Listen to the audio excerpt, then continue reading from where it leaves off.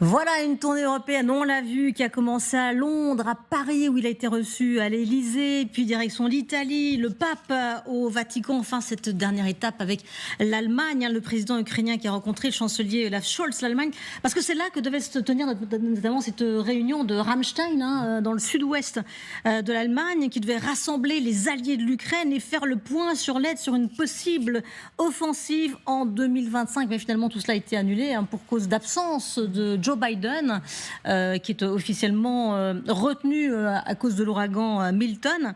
Nous sommes aussi à un mois de l'élection américaine. Il ne va rien se passer côté américain d'ici l'élection, ça on peut d'ores et déjà le dire. Mais en tout cas, que dire de cette tournée européenne? Est-ce qu'il n'est pas un peu reparti bredouille, le président ukrainien?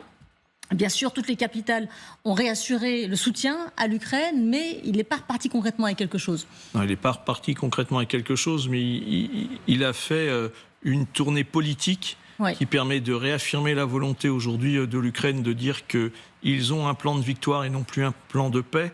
Ça met aussi ces différentes chancelleries au pied du mur en termes d'accompagnement sur du moyen-long terme et pas sur du court terme. Et donc, ce qui est, j'imagine, ce qui s'est dit dans les différentes chancelleries et ce qui n'est pas venu forcément dans la presse, c'est de quelle manière chaque chancellerie, soit en coopération les unes avec les autres, soit en distinction en fonction de ce qu'ils allaient apporter particulièrement comme soutien, était prêt à faire à partir de janvier. Et ce qu'il y a d'intéressant, c'est que là, on est sur un calendrier qui est décalé, comme vous l'avez dit. On a l'élection américaine où on aura la présidente ou le président américain qui sera entériné à partir de janvier. Donc tout va se jouer à partir de janvier. Ça, c'est le calendrier politique. Donc cette tournée était importante pour savoir comment effectivement l'Europe et les Européens allaient se positionner à la suite de cette élection. Parce que je pense que c'est ça aussi. C'était une façon de prendre le pouls des différentes chancelleries. Et ça, c'était important. Et puis savoir qu'aujourd'hui, donc nous sommes bientôt mi-octobre. Entre mi-octobre et janvier sur le terrain, il reste encore très peu de possibilités de mouvement pour les belligérants de part et d'autre, parce qu'ils vont être attrapés par ce fameux hiver. Donc voilà, donc je pense que là, c'était une façon pour lui, et une façon importante, de prendre le pouls dans chaque chancellerie, de pouvoir y mettre ses objectifs et voir en face comment réagissait chacun des interlocuteurs, soit de façon collective, soit de façon individuelle. Olivier Védrine, vous êtes d'accord avec cette analyse? Alors c'est vrai que le président ukrainien attendait aussi beaucoup de cette réunion de Ramstein, parce que c'est dans cette réunion qu'on aurait pu un peu voir quelles étaient les forces en présence et voir si la possibilité d'une contre-offensive se dessinait en 2025. Il repart finalement sans rien dans les poches et sans cette réunion de Ramstein. Moi, je suis un peu plus pessimiste que l'intervention précédente. Je pense qu'effectivement, ça montre toute la difficulté actuellement de Zelensky pour remobiliser, avec des élections américaines qui arrivent et on n'est pas sûr encore du résultat, à savoir est-ce qu'on aura un résultat favorable à l'Ukraine, à savoir donc une présidente, ou est-ce qu'on aura un président, et là tout est possible. Donc moi je vois ça comme une tournée un peu, je dirais un peu de la dernière chance. Il parle Zelensky d'arrêter en 2025, mais du côté occidental, on voit qu'on traîne les pieds, et ça me provoque plutôt une analyse pessimiste. Je pense que la Russie actuellement est de plus en plus dans un rapport de force qui lui est favorable. On parle de plus en plus d'un scénario coréen avec une ligne entre, je dirais, comme vous savez, la Corée du Nord, Corée du Sud, donc une ligne de démarcation entre ce qui est occupé par les Russes et ce qui reste aux Ukrainiens. Donc, si vous voulez, je suis beaucoup plus pessimiste que la précédente déclaration. Je crois qu'on est véritablement là, au pied du mur, et là, par contre, je reprends ce qui a été dit, on est véritablement les Occidentaux au pied du mur, et Zelensky aussi.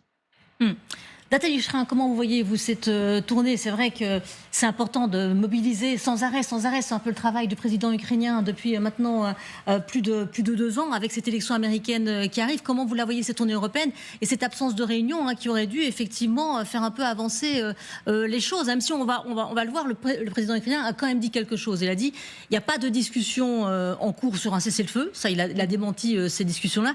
Et puis il a dit autre chose sur la fin de la guerre. Mais avant de l'écouter, votre avis? Oui, moi, ce que je vois, c'est que effectivement, les Occidentaux ne se rendent pas compte du danger qu'il y a. J'étais en train de regarder les réseaux sociaux, notamment ukrainiens. Ils parlent beaucoup de la Corée du Nord. Il y a déjà des soldats qui sont morts en Ukraine, coréens du Nord. Il y a apparemment des formations de milliers de Chinois en Russie. Donc là, je pense qu'on ne prend pas la dimension qui est en train de basculer. Là, il y a quand même des éléments qui risquent de nous impacter, nous aussi.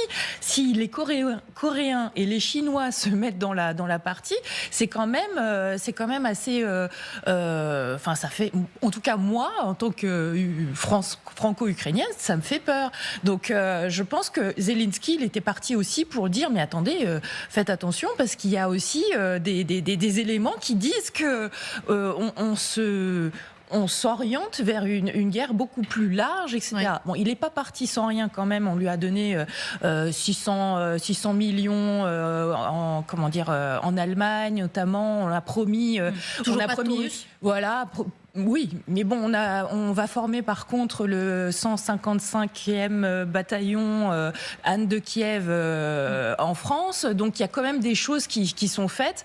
Mais malheureusement, on en est encore là au bout de 2 ans et demi. C'est de dire encore, toujours, on a besoin d'armes. Il faut que vous soyez là. Il faut que vous vous défendiez vous-même.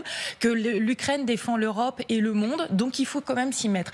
Là, c'est vraiment prégnant, comme dit Olivier. Ouais. Il faut vraiment qu'on il faut s'y mettre, mais aussi il faut regarder quand ça peut s'arrêter et regarder ce qu'il a dit justement sur une possible fin de la guerre, le président Zelensky. Écoutez-le. Aujourd'hui, je vais présenter à Olaf un plan sur la façon dont nous pensons pouvoir forcer la Russie à la paix. C'est-à-dire comment mettre fin à cette guerre. J'aimerais que ce soit plus tard l'année prochaine, en 2025, et garantir que l'agression ne sera pas répétée. Voilà, fin de la guerre en 2025. On verra effectivement ce qu'il en est précisément dans ses propos. Mais en tout cas, il y a une information qui aurait pu servir d'atout à Volodymyr Zelensky. Un septembre serait le mois le plus meurtrier pour l'armée russe. Qu'a dit, expliquez-nous. Oui, alors de nombreux médias relaient cette information, notamment le New York Times, qui se réfère à Defense News. Defense News, c'est une publication américaine qui est consacrée, vous voyez, à la politique, l'économie et la technologie de la défense. Selon les estimations américaines, les pertes russes dans cette guerre s'élèverait jusqu'à présent à 600 000 hommes tués ou blessés. Ça représente 115 000 morts pour être précis et 500 000 blessés. Une évaluation qui confirme d'ailleurs les chiffres publiés en octobre dernier par le ministère de la Défense britannique qui font état, vous le voyez, de 1271 morts en moyenne par jour pour septembre en moyenne, c'est énorme. On dépasse légèrement le taux quotidien le plus élevé de la guerre qui était établi en mai dernier, Sylvia. Ouais. Toujours selon cette même source qu'il faut prendre au conditionnel. L'Ukraine n'aurait subi comme perte humaine que, entre guillemets, près de la moitié des pertes russes, soit environ 57 500 hommes tués, 250 000 blessés. Alors, selon des responsables américains de cet article, malgré ces pertes humaines, Vladimir Poutine chercherait à éviter en fait une mobilisation de masse qui serait évidemment très, très impopulaire sur le plan national. Oui. Alors, ce constat de perte, c'est d'autant plus paradoxal que sur le terrain, Moscou continue de gagner du territoire. Oui, effectivement, c'est principalement le cas dans la région orientale de Donetsk, en Ukraine, notamment quand il progresse vers Pokrovsk, cette ville située au centre de plusieurs routes qui facilite évidemment le déplacement des personnels et du matériel. L'augmentation des pertes russes qui a été observée cette année, elle s'explique principalement par 2 facteurs. Primo, l'ouverture en mai puis en août dernier de nouveaux fronts dans l'oblast ukrainien de Kharkiv, mais aussi dans l'oblast de Koursk, mais aussi l'intensification des combats tout au long de la ligne de front, particulièrement dans l'oblast de Donetsk. Selon le Pentagone, c'est un signe que que les pertes de la Russie s'accélèrent de manière disproportionnée par rapport à ses gains. Contrairement aux pertes matérielles, vous le voyez, ce n'est pas mieux, puisque selon ces mêmes sources, vous le voyez, depuis 2022, outre les pertes humaines, la flotte russe a été réduite, a perdu entre 30 et 50% de sa flotte navale et 2 tiers de son stock de chars d'avant la guerre. Merci beaucoup, Kadi, pour toutes ces précisions.